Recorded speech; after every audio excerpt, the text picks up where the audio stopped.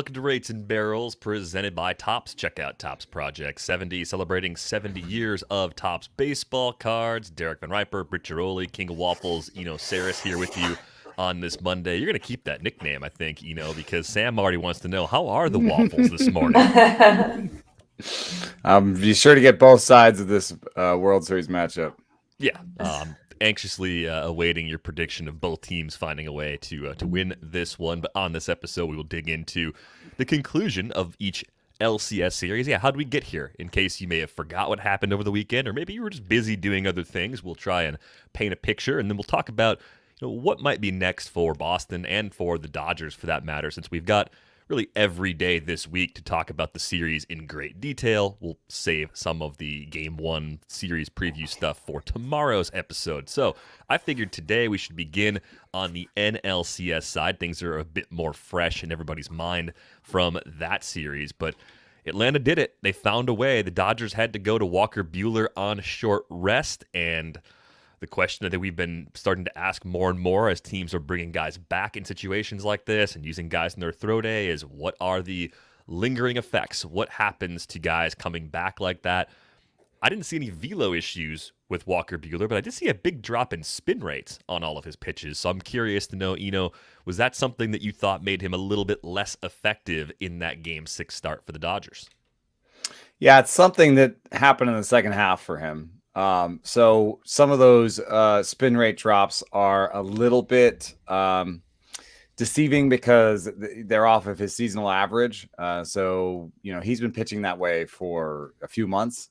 But either it's the enforcement or fatigue or both. I would guess that having the most innings of his career coming off of the short season and then being used in short rest, that his fatigue was probably off the charts.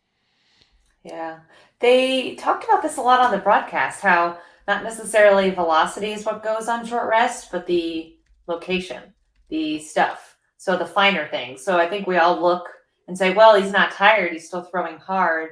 And doesn't mean he's not tired, right? Mm-hmm. And we've talked about this in previous episodes. It just seemed like the Dodgers in particular just looked exhausted. I think a lot of these pitchers are exhausted, but the Dodgers, you wonder, how much did it take out of them getting past the Giants? Yeah. They emptied some of the coffers just trying to win the division.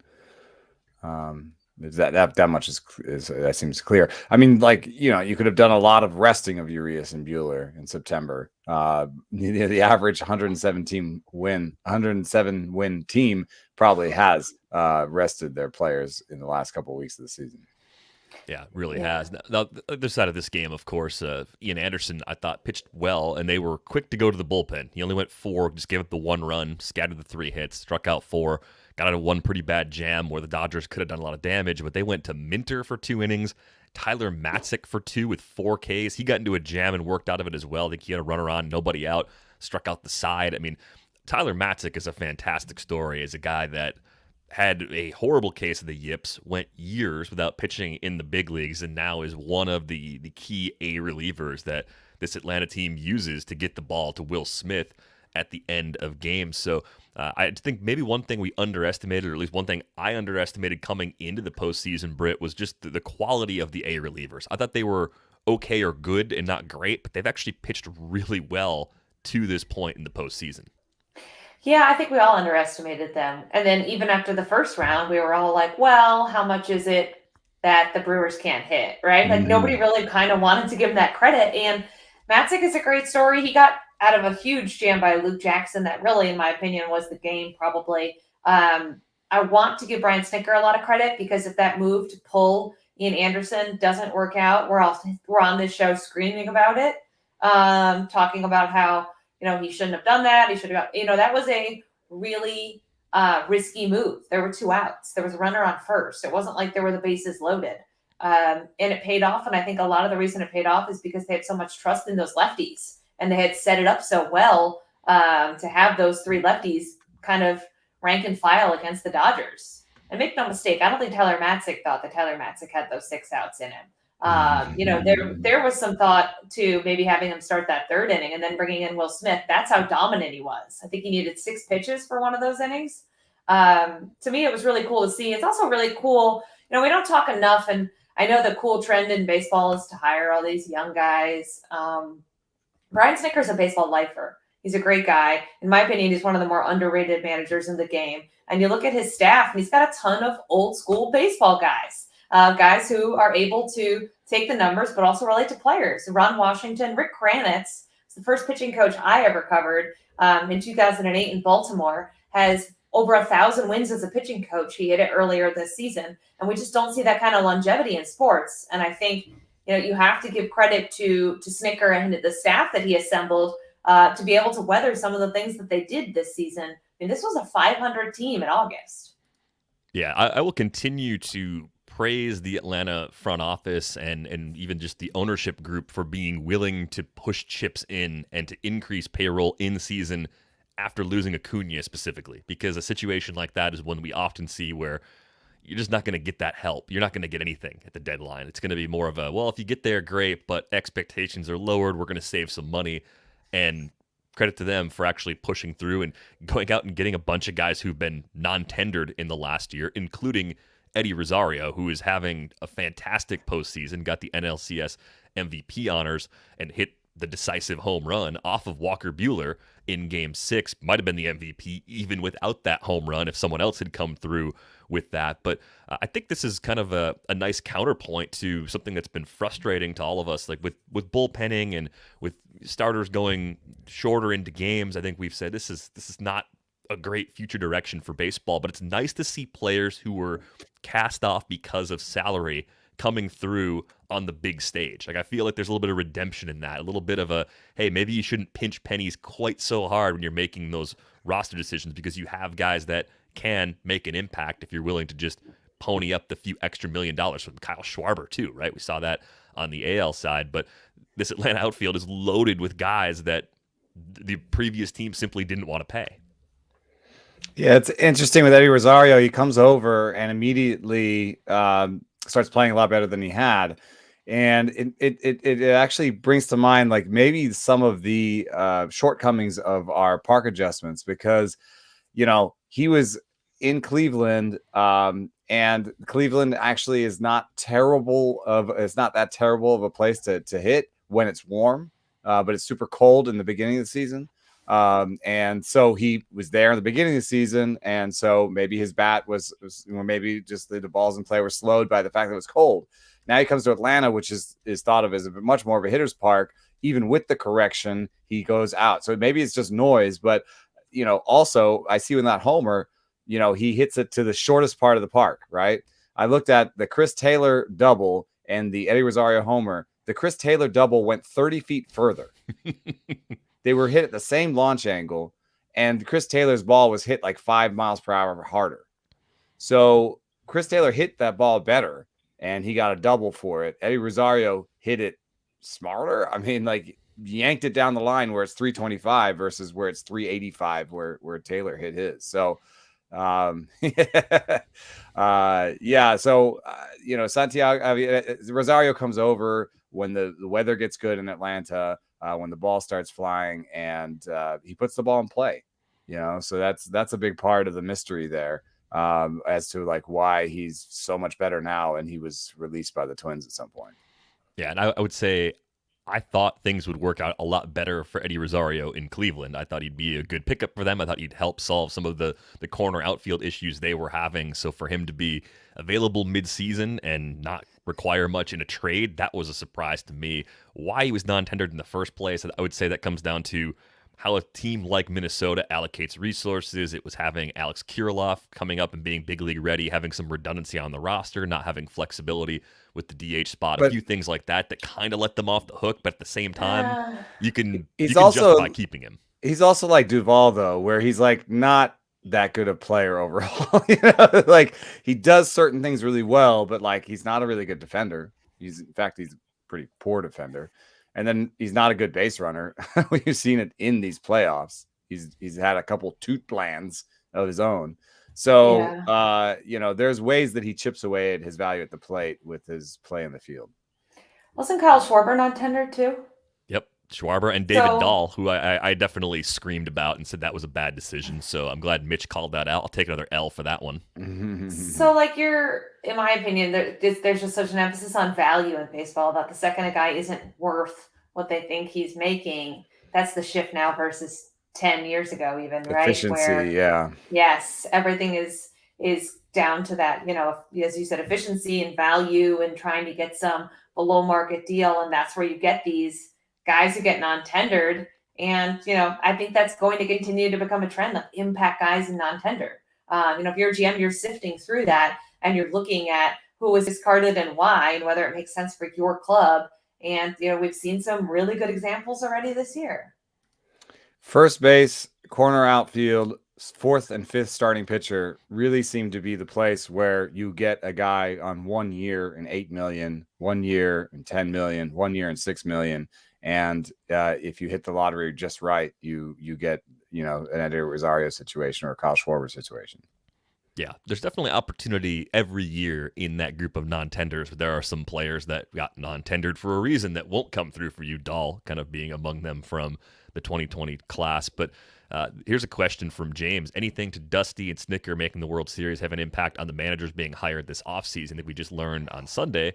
According to the Athletics' Katie Wu, Oliver Marmol was hired as the replacement for Mike Schilt in St. Louis. I would say in that case, no, just because Oliver Marmol wasn't on my radar at all as someone who was going to get a managerial job. I mean, that was more of a, who? And Schilt was the same way, right? I mean, these are organizational guys. But isn't Snitker kind of the same way? Wasn't Snitker basically in the Braves organization forever? Well, yeah, he played as a minor leaguer, and he started managing in 1982. Snicker's a different scenario. It wasn't a 35-year-old they promoted because they felt like they could tell him what to do, which is exactly what the scenario is. Like, sorry for saying the quiet part out loud. I'm sure he's a nice guy. But this is exactly what it is, especially when you look at why Schilt left, right? Because the friction between him and GM Maziliak. So you knew Maziliak wasn't going to be like, we should hire somebody with a lot of experience who's going to really challenge me.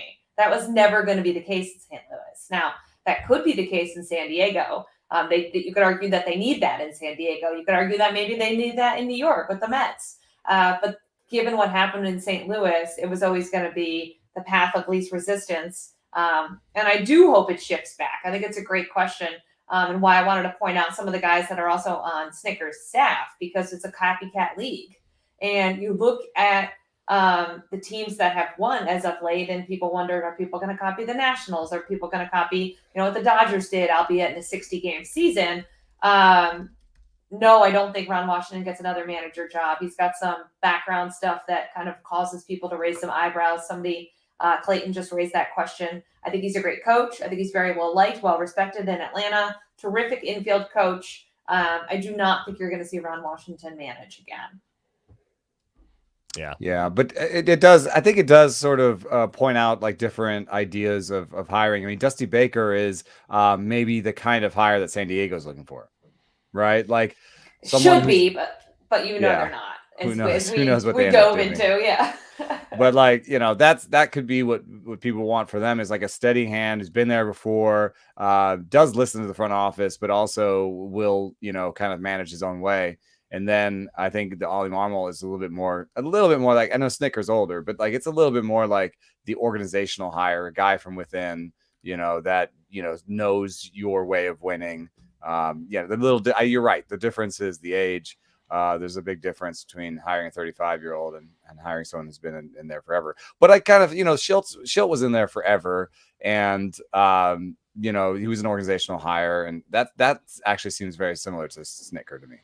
Well, I think it comes down to balance, right? So if you have a first-time manager, a younger manager, you're probably going to want some more experienced bench coaches and base coaches and positional coaches, right? That makes a lot more sense, too, to get that sort of balance. I think that's a good point that Mitch brought up in the live stream. Anything else from... I think Guerin in L.A. was a big hire. Because Guerin was I think it's Bob Guerin. I think he was a manager for a while. For the A's, and to get that, and for the A's, it's kind of an important organization to get someone from for the Dodgers, because you get Dave Roberts, first time manager, and you put Bob Guerin, former manager, with an analytics forward team as his bench coach. I think that was a big hire.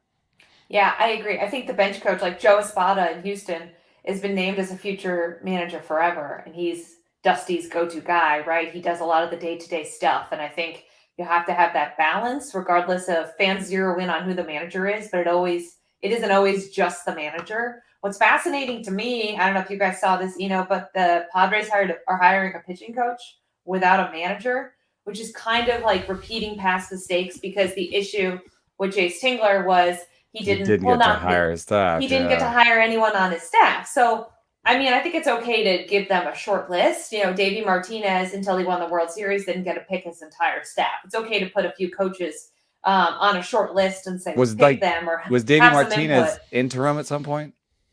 No. He never came on as interim manager. He was hired as a full-time. No. Okay. He was hired as a full-time manager, and they did give him Chip Hale at first, so they had an experienced bench coach. However, I think there's a danger in picking a staff for the manager, because then it becomes like what we saw, where that's a Preller guy, right? So the manager trusts him, but he also knows that might be a front office spy. And so the dynamics of it are very interesting to me, and I almost wonder what have San Diego learned if they're going to do this again. I know. The only thing that balances it for me is if I could hire a pitching coach right now, it would be Ruben Niebla. So it's like. But couldn't you wait? Couldn't you just tell Ruben, hey, we're going to hire you probably. Can you hang on? It is a bad time for a rumor like this. Yeah, I think so. Right? It is a bad time for a rumor like this. Ideally you'd want to be talking to Ruben Niebla and let him know you're interested, but not have the rumor out there because you want to hire that manager first and then pretend like the manager hired Ruben Niebla. Right? I mean, that's what the Padres wanted. Did you have any more thoughts on the NLCS before we move on to the AL side? Well, I just had this number down. 35 Ks in 25 innings with 2 earned runs. Matzek, Minter, and Smith. Woo. So this is relevant because I just wrote a little blurb, and we don't have to get into the World Series, but I was like, I said something like neither team's bullpen is a strength. And now I'm kind of like, God, well, that's pretty sexy. I mean, Matzek, Minter, and Smith are really killing it. I think that Smith is probably a little bit over his skis. Matzek still doesn't have great command. I mean, that was the reason he left baseball, and he still doesn't have amazing command now. But and they are all three are lefties, but it hasn't seemed to matter. Not yet, anyway. Yeah. Yeah. So. Anyway, that's something I wrote down, and then I had that Rosario Taylor batted ball comparison. And that's a kind of piece of luck that people don't think of as kind of spray angle, like which part of the park the ball goes to. If you rewatch both of those batted balls off the bat, the Taylor double looks more like a home run. Rosario looks like he just hits the ball into the corner, which, I mean, he does. He homers into the corner, but he knew, though. Like, the way he reacted to it, he knew he got enough. Because it's 325 to the corner there. Yeah, that was the thing that surprised me. I'm like, oh, this doesn't look like he off the bat, like, that doesn't look like it's doing as much damage. And, oh, no, here it is. It's a home run. But let's move on to the ALCS, because that was exciting as well. And I think Luis Garcia coming out and throwing a gem, I feel a sense of pride in some ways, because I am a fan of Luis Garcia, in part because of Eno's work. So it feels like a small victory for the pod to see him come out. But he's part of the late series turnaround with the starting pitching. I think the question we were starting to ask mid-series in the ALCS was, how are the Astros going to make it pitching-wise through the rest of this series? Valdez and Garcia came back and said, no, we're good. We got this. And, I mean, Garcia was pitching extremely well in that game. And I think because they had the off day, because they had everybody they wanted in the relief corps healthy, they decided to go to the pen maybe a little earlier than they would have had to if there wasn't an off day there, right? If they had some more fatigue in that pen, Garcia may have pitched a little deeper into that game. But he's shown some warning signs that third time through the lineup. So I think they were right to pull him when they did. But how much does this change the way you feel about Houston going into the World Series, seeing these last two performances from Valdez and Garcia? Changes a lot. I think And again, I don't think we give enough credit to Brent Strom. The Astros pitching coach, in my opinion, is probably the best pitching coach in the big leagues. Right. Another guy who's been in baseball forever, a guy who really took this young staff and made significant adjustments. I think Garcia said he moved on the mound a little bit.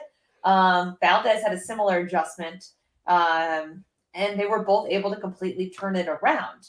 And, I was in Boston for the Valdez game, not for Garcia, but you could kind of see the difference in confidence in these guys just talking after the game. They believed that they could go deep. Valdez said after he came out of that game in game one, he's like, I was humiliated. It was embarrassing. I had to figure out a way to go deeper.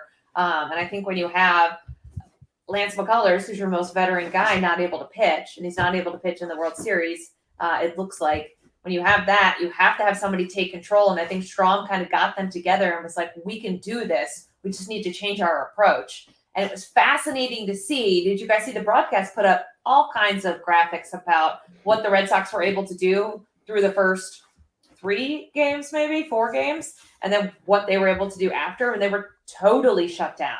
Alex Cora even said like they made adjustments and the Red Sox could not adjust back quick enough. They looked like a completely different lineup those last couple games.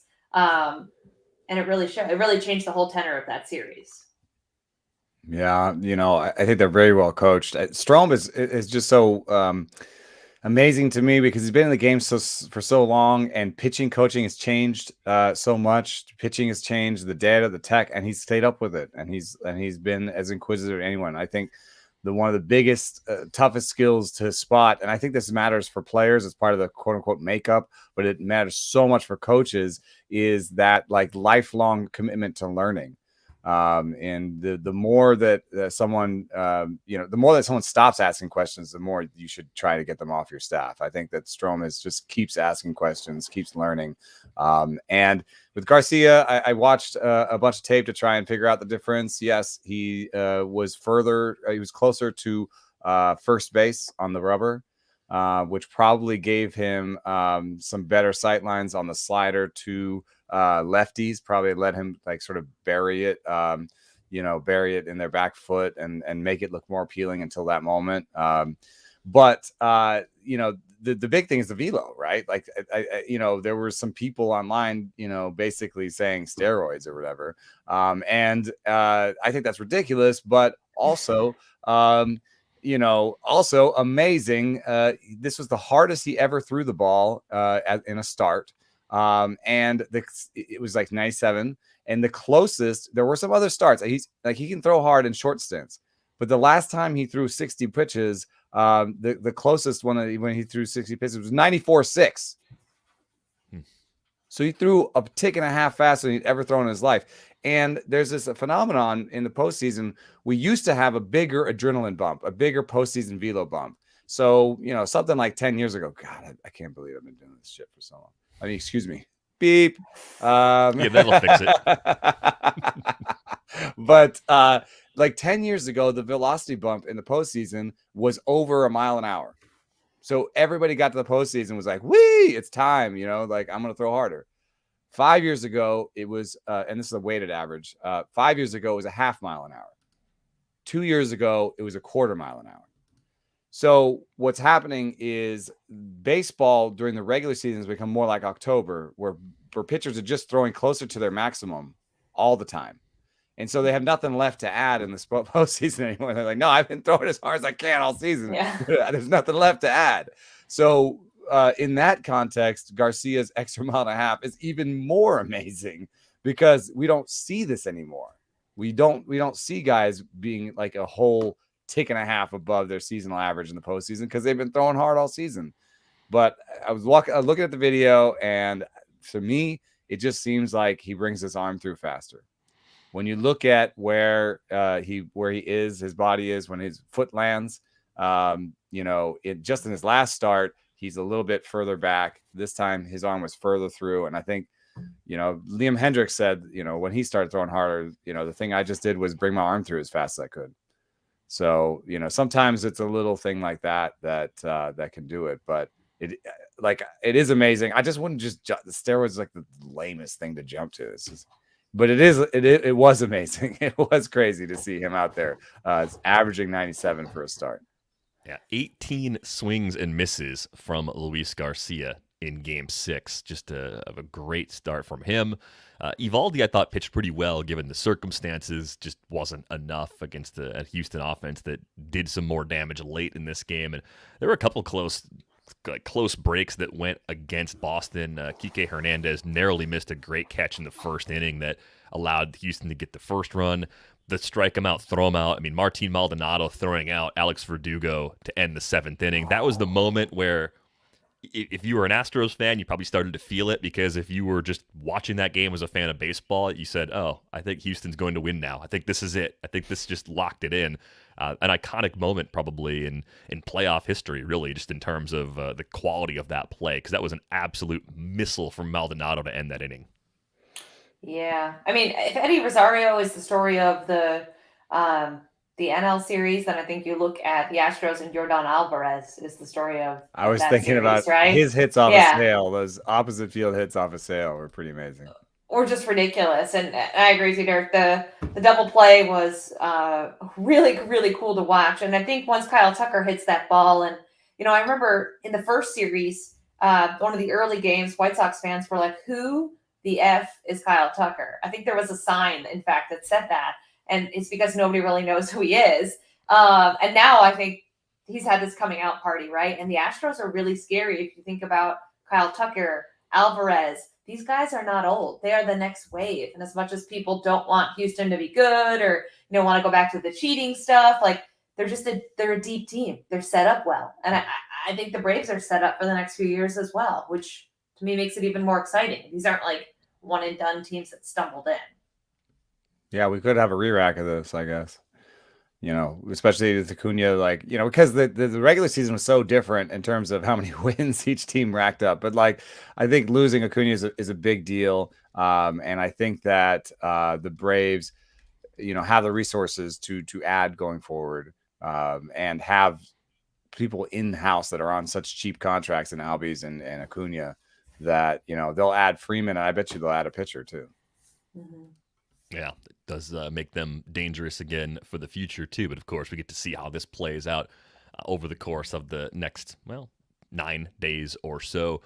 Anything else from that? Interesting question that here from Sam about the lefties and Braves. I don't know, we're jumping ahead too much, but I have, without looking at the splits, I think if you throw, high 90s and have a wicked breaking ball, you see this one here. It seems the Astros crush lefties. Mm-hmm. Yeah, there's a few questions about that. I think you just throw them out there. If there are some pens out there that were like almost all right-handed. Yeah, I can't off the top of my mind remember. The Astros don't have any lefties in their. That's it. Where they have like one, but yeah.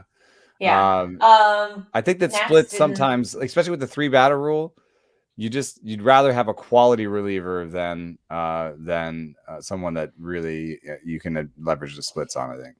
Right. I mean, we'll get into this later in the week, I'm sure. But to me, Luke Jackson, that's where Luke Jackson becomes very important. Like, you got to get him right. He needs to be a weapon for you from the right side. And he just hasn't been. He struggled in that last series. Mm-hmm. Well, I mean, I think his slider is so much better than his fastball that, he should maybe even consider going like the Matt Wisler route, where he's just like 80% sliders. But then, I've talked to him about this, and he says once he starts getting to like 60-70% sliders, he sees batters kind of like start to lean over the plate and do an inside out strategy and try to serve his sliders into the opposite field for hits. We ran through an at bat that he'd had against Adam Jones, where Adam Jones did exactly that. Question from Juan on the live stream: will Minter, Matzik, and Smith slow down Yordan? I don't think so. I mean, for his career, Yordan Alvarez has a 153 WRC plus against lefties. That's it's amazing for a left-handed hitter. And with there's I think all three are some, like, Minter's got pretty good command, but like Matzik and Smith, there's enough bad command where, like, even if they're throwing sliders and Yordan doesn't like it, he's going to spit on a lot of their pitches. So he's going to take some walks against those guys too. And people keep saying, like, why do they keep pitching to Yordan? I don't think they are trying. I think he's got he's just got a really big zone. Like he can do a lot with a lot of different pitches. There's just not one exposed part of the strike zone, at least not yet. And he has really good discipline too. So like, yeah. So it's, you know, when someone has really good discipline, you kind of have to pick somewhere in the zone or else you're just walking him. Right. Yeah, I think he's definitely more of that new school masher where you pitch him outside, he's going to just take the ball the other way and go for a double the opposite way. Like that's just his approach. Like he can do that. He can hit balls all over the zone and even on the edges outside the strike zone too. He just has that sort of ability.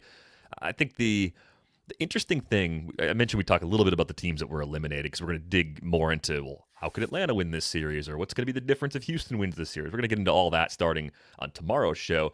Some of the reaction to the Dodgers, and we talked about this a little bit at the end of last week. Oh, the band's breaking up. Yeah, they're going to lose some of this core.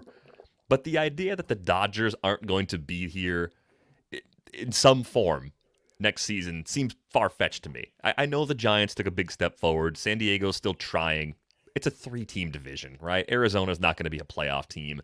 That's not going to happen. Colorado's a joke. So you have a 3-team division. You have a team that develops young talent well. You have a team that still spends money as much as anyone in the league spends money. So even if they lose some talent, most teams don't have a Gavin Lux who is just kind of an extra guy on their roster. Gavin Lux plays a larger role next year. Yeah, maybe you have to go at it with Bobby Miller coming up and being your midseason call-up instead of having a Josiah Gray who was a little further along. Miller might be a lot better anyway, right? Like this is a team that's still, I think, despite the fact that they've made big trades, still well-balanced and still has a lot of young talent that's going to come up and make an impact. So did you guys find that the stories about the Dodgers' demise were a little overrated coming out of the weekend? What do you think about this, Britt? I find most stories about the Dodgers completely overrated. Is that a shot at anyone in particular? Or is that just no, it's just like Dodger I don't fatigue? know. It's just like you've heard so much about them for like God knows how many years. And again, and I said it on this show, what annoyed me was that it was the Dodgers lose every night, not the Braves won. And it just took until the end of the series for people to be like, oh, the Braves are actually playing well. And people kept talking about the Dodgers injuries. Meanwhile, the Braves lost their best player, one of the best players in baseball. Yeah. So I just kind of find a lot of that fatiguing. And now it's like, oh, the end of the Dodgers because they have like 6 key free agents when they may re-sign some of these guys. You mentioned Gavin Lux, Dustin May. I know he had Tommy John. He may be a factor as early as next season. He could end up being a reliever for them, right, late in the year, coming off of Tommy John, depending how that goes. So yeah, they have a really good farm system, even though they made some trades. And if you look at the trade where they got Scherzer and Trey Turner, not only does that pay dividends because they still have Trey Turner next year, but a lot of people think the Nationals got totally swindled and should have asked for more. So they really, in my opinion, probably won that trade. So the Dodgers are going to be good. You're right. The whole goodbye to the era that was the Dodgers is just not happening. They're a good team. They're a savvy front office. They have a big payroll. Those teams aren't just going to go away. It is going to get harder for them. But I don't think we can sit here and say, well, San Diego's going to be back in it. To me, they're more of a question mark than the Giants and the Dodgers right now. They've got a lot of upheaval. We're not sure long-term what's going to happen with Tatis Jr.'s shoulder, right? We talked a little bit about that. And so I think that window is closing more than a window anywhere in San Francisco or LA. Yeah, I mean, when you look at the Giants, you're like, they have a window. The Giants are somehow doing it without having a young core that you would be like, this is their window.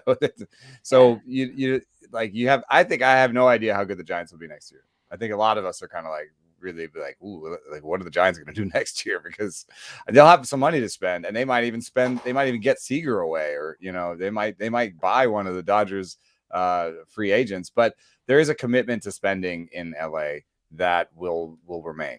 So I believe that at least one of those big free agents will come back, maybe even 2, and they might add from somebody else's free agents. So, the thing that they do is basically keep spending to win regular season games, get in the playoffs, and then hope the young players build within that context of free agents that they've spent around them, right? And provide you that depth and that thing that you need to win it all. So they're just going to keep doing that, where they're like, yeah, we can spend our way to a 90-win team every year, and we'll spend our way to a 90-win team. And then when the kids are good, it's a 100-win team, and we have a chance at winning it all. So I think they'll just do that again until maybe Lux takes a step forward, or somebody else. Maybe Will Smith has more in him. Like he could be. We already talk about him as like one of the top 2 or 3 catchers in the league, at least offensively. He could take a step forward defensively, and I think there might be a little bit more there offensively. So then you're talking about a team that is led by Smith and Lux and has some of these other older free agents still around them.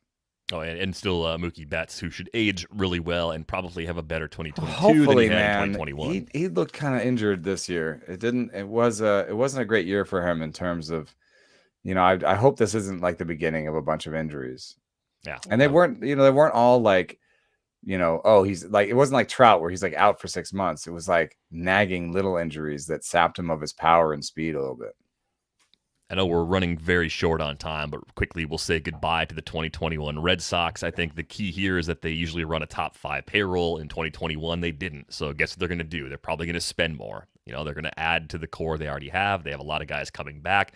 The problem, I think for Scherzer them, would be like a big huge, get for them. I think huge that would if they make a could lot get of Scherzer. sense. Because it's not going to be a long-term commitment in terms of years, right? It's a big dollar commitment, but it's not a long-term, signed them for 7 years sort of thing. So I think that could be really appealing for them and a really good fit. But I think the hardest thing for them is that division is getting tougher. That's a 4-team division. That's 4 legitimate playoff teams that are set up to continue pushing chips in for the foreseeable future. So I think that just naturally makes things a lot more difficult for them as they try to get back to the postseason next year.